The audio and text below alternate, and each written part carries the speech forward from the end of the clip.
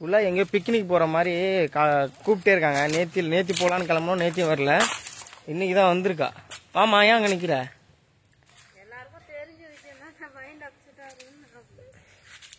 கிளம்பி வந்திருக்கும். எதுக்குன்னு பார்த்தீங்கன்னா அது இல்லாமல் குள்ளாய்க்கு வந்து ஒரு ரேரான காட்சியை காட்டலான்னு கூப்பிட்டு வந்திருக்கேன்.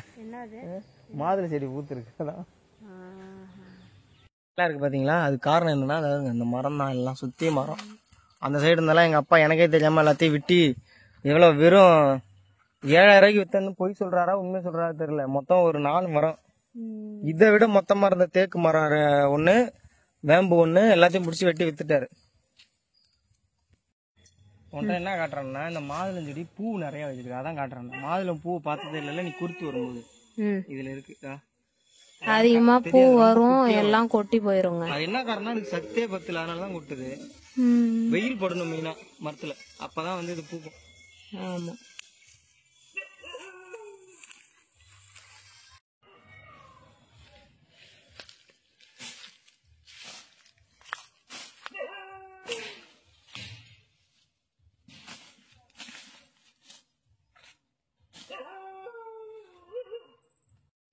நம்ம மரத்துல இருந்ததா? இல்ல, பக்கத்து வீட்டு மரத்துல போய் மரத்தெல்லாம் கழிச்சு விட்டுட்டு இருக்கேன், வந்து உட்காந்துருக்கேன். நான் போய் இடத்துல எடுத்துட்டு வரேன். கொண்டு போய் வை மாமா, டேங்க் கவர்ல. அதாங்க வந்து இந்த மரத்தை கழிச்சு விட்டேன். கழிச்சு விட்டு ஆட்டுக்கு தடை எடுத்துட்டு போறாங்க பக்கத்துல. போனை எங்க கொடுத்தவனும் மறந்துட்டேன். அவ்வளவுதாங்க, கிளம்ப வேண்டியதான். போயிட்டு ஃபுல்லா தண்ணி குடிக்கணும், தண்ணி தாங்க எடுத்துக்கிச்சு. நான் இப்ப மரத்துல பிஞ்சு இருக்குது இல்லாம பிடிச்சி கிளையெல்லாம் வெட்டி விட்டேன். மாங்காய் திங்கிற புத்தி இன்னும் விடலைங்க. எங்க எப்ப மாங்காய் கிடைச்சா திங்க ஆரம்பிச்சிருக்கேன் பாத்தீங்களா. ஒரு வித்தியாசமா நீட்டா இருக்கும் அந்த மாங்காய், ஒரு மாதிரி இருக்கும். கிளிமுக்கு மாங்கான்னு சொல்லுவாங்க. இது ஆத்துல நான் ஒரு 8ஆவது படிக்கும் போது இந்த செடி இருந்தது, ஒன்னு புடின்னு வந்து வச்சு தண்ணி ஊத்திட்டே வந்தேன்னா அது இப்ப காய்க்குது பாருங்க. ஒரு 13 வருஷம் 12 வருஷத்துல காய்க்க ஆரம்பிச்சுது.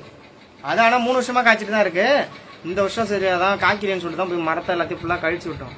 அங்க வீடியோ எடுக்க தான் போனோம். அங்க அடிக்கிற வெயில பார்த்துட்டு இதுக்கு மேல ஒன்றும், ஏன்னா நம்ம கேமரா அப்படியே பிளாக் ஆயிடுது, அந்த அளவுக்கு செல்லு தாங்க மாட்டேங்குது. அதனால சரி வாக்குலாங்கன்னு சொல்லி ஈத்துட்டு வந்துட்டோம். அவ்வளோ ஒன்றும் முடியலையாட்டுக்கு. பாருங்க வந்த உடனே கெட்ட பர்ச்சேஸ் பண்ணிட்டு எப்படி படுத்திருக்காங்க என்னன்னு பாத்தீங்களா. இல்லைங்க, ஃபோன் அடிக்கடி வந்துட்டு இருந்தது.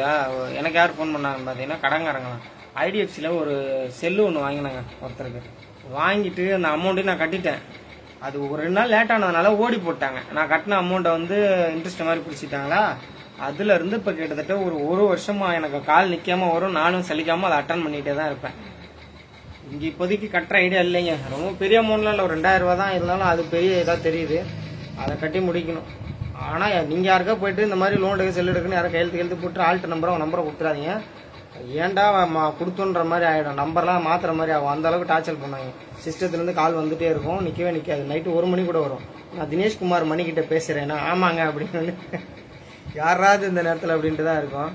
அப்புறம் நேற்று போட்ட வீடியோ எல்லாம் வளர்ன மாதிரி இருந்துன்னு சொன்னீங்களா, அது உண்மைதாங்க. நான் ஏன்னா வேகமா பேசுறேன்னு சொல்லிட்டு உழைச்சிட்டேன், அதனாலதான் அப்படி இருந்தது. அவன் மினி விளாக்ல வளர்ந்துருந்தேன். இவங்க தான் அதை பாருங்க, தஞ்சாவூர் போக மாதிரி இப்படி தலையை தான் ஆட்டுவாங்க, வேற எதுவும் பேச மாட்டாங்க. லைவ் வந்தாலும் இப்படி தான் தலையை தான் ஆட்டுவாங்க. அதுதான் ஒருத்தங்க கமெண்ட் பண்ணியிருந்தாங்க, குள்ளாய்க்கு ரொம்ப அலட்சிய போக்கு அதிகம் அப்படின்னு. அது உண்மைதான், கண்டுபிடிச்சிட்டீங்க. ஆமா, உனக்கு இருக்கிற அலட்சியத்தை விட எனக்கு கொஞ்சம் கம்மி தான். நான் அதிகமா பேச மாட்டாங்க, பேசுவேன். அன்னைக்கு கேட்டோடனே எனக்கு எங்க ஊருக்கு பக்கத்துல இருக்கிற எந்த ஊருமே எனக்கு தெரியாது சுத்தமா. அதனால நான் வாயை மூடிக்கிட்டு இருந்தேன். ஏன்னா நான் ஈரோட்ல தான். எனக்கு தெரியாதுங்க அப்படி சொல்ல வேண்டியதுன்னு. தெரியாதுன்னா இல்ல வீட்டுக்காரர் தான் தெரியும், என்ன கேட்க வேண்டியதுன்னு. ஆனா 8 நிமிஷத்துக்கு மேல வீடியோ போட சொல்றீங்க, சத்தியமா கஷ்டமா இருக்குங்க. நம்ம ஒரு சிலர் மாதிரி ஏதோ வீடியோ எடுத்து போடலாம் அப்படின்ற காலெல்லாம் போயிட்டு இப்ப என்ன வீடியோ எடுக்கணுங்கிற மாதிரி யோசிக்கிற நிலைமை ஆகிட்டாங்க. நான் ஸ்டார்டிங்ல பாத்தீங்கன்னா யூடியூப்ல என்ன வேணா வீடியோ போடுவேன், வீட்டுல நின்றுட்டு ஏதாவது பேசிட்டே போட்டுருவேன். இப்ப அந்த மாதிரி போடுறதுக்கு கூட எங்களுக்கு தோணலை. ஏன்னா அது ஏன்னு தெரியல. இல்லங்க, அது கொஞ்சம் இதா போகுது.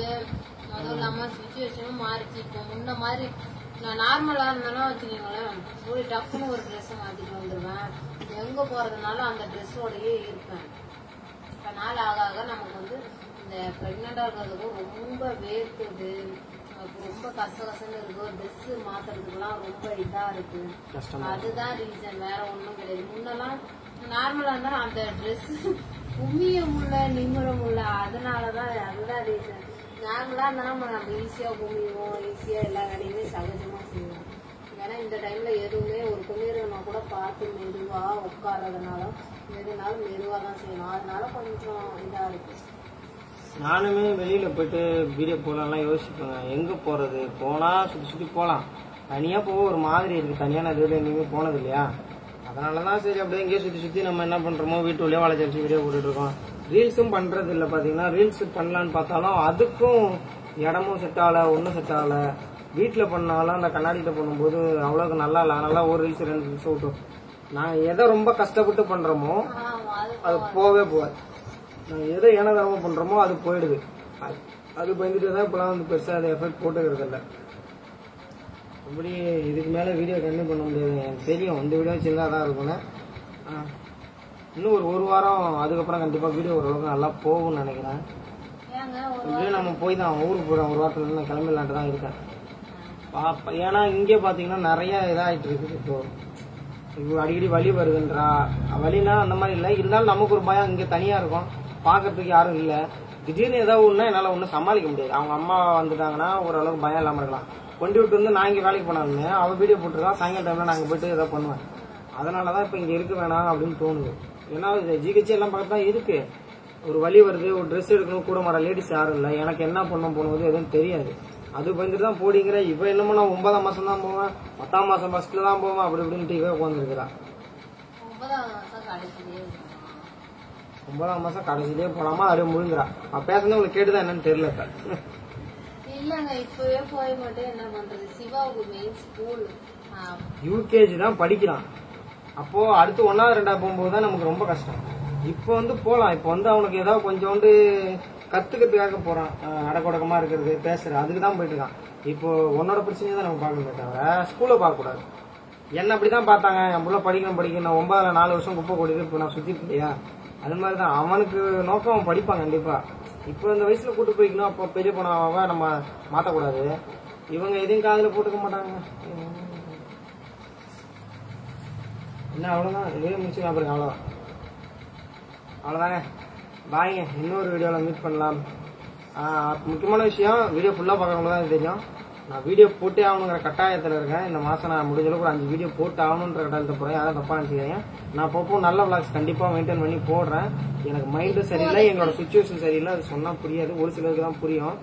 அதனாலதான் வீடியோஸ் இப்படி வருது. மத்தபடி கொஞ்சம் அட்ஜஸ்ட் பண்ணிக்கோங்க. ஏன்னா வெளியே எல்லாம் போய் போட முடியாது. அதுதான். ஆமா, அதுக்கப்புறம் கூடி சீக்கிரம் நல்ல வீடியோஸ் வந்து நல்ல வீடியோ நாங்களும் மத்த யூடியூபர்ஸோட கொஞ்சம் பெட்டராவே ட்ரை பண்றோம். இப்போ உங்களுக்கே புரியல, நான் கிளம்பிடுவோம். அதுக்கப்புறம் எக்ஸ்ப்ளோர் பண்றேன், வில்லேஜ் லைஃப் எப்படி இருக்குன்றத காட்டுறேன், குக்கிங் வீடியோஸ் போடுறேன். ஏன்னா இங்க எதுவுமே முடியாதுங்க. இந்த தென்னடத்தை பொறுத்த அளவுக்கு எங்களுக்கு எல்லா வசதியும் இருக்கு. வீடியோ போடுறதுக்கான வசதி எதுவுமே கிடையாது. இங்க வேலை கிடைக்கும், பக்கத்துல கடை இருக்கு, ஹாஸ்பிட்டல் இருக்கு, எல்லாமே இருக்கு. ஆனா வீடியோ போடுறதுக்கான ஒரு இடம், பிளேஸ் எதுவுமே கிடையாது. தென்னடத்துல பெரிய கோயில் ஒரு இடம் இருக்கு, அவ்வளவுதான். அதை விட்டா மேகண்டார் கோயில், தெய்வ தலங்கள் கொஞ்சம் இருக்கு. மத்தபடி நம்ம ஊர்ல பெருசா எதுவும் ஃபேமஸ் இல்ல. ரயில்வே ட்ராக் இருக்கு, அப்புறம் கிரீனான இடங்கள் இல்ல. ஆமா, அது மாதிரி ஷூட்டிங் எடுக்கிற மாதிரினா இடம் நிறைய இருக்கு. நான் ஷார்ட் பிலிம் எடுக்கிற ஐடியா இப்ப இல்ல, என்னால முடியாது. அந்த மாதிரி வேணா போலாம். ஆனா அம்பாரத்தை பாத்தீங்கன்னா சுத்தி காடு அது இதுன்னு எக்கச்சக்கமா இருக்கு. அதனால அங்க போனாதான் வீடியோ சொல்லலாம். அங்கேயுமே எடுக்கலங்க. அதுவும் இல்லாம அதிக பேர் சாப்பிடக்கூடாது. நான் நாவப்பழம் அதிகமா சாப்பிடவே இல்லைங்க. கொண்டுட்டு வந்தது கூட முக்காவாசி எல்லாமே வீணாகுது. ஆமா, 1, 2, 3 தான் சாப்பிடுவா.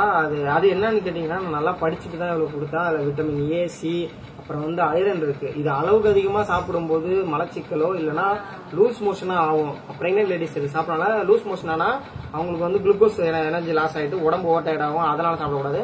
அதே மலச்சிக்கல் வந்துருச்சுன்னா அவங்க பிரஷர்ல அது மாதிரி குழந்தை வலி, அதனாலதான் வந்து சாப்பிடக்கூடாதுன்னு சொல்லுவாங்க. மத்தபடி ஆசைக்கு 1, 2, 3 இந்த மாதிரி சாப்பிடலாம்.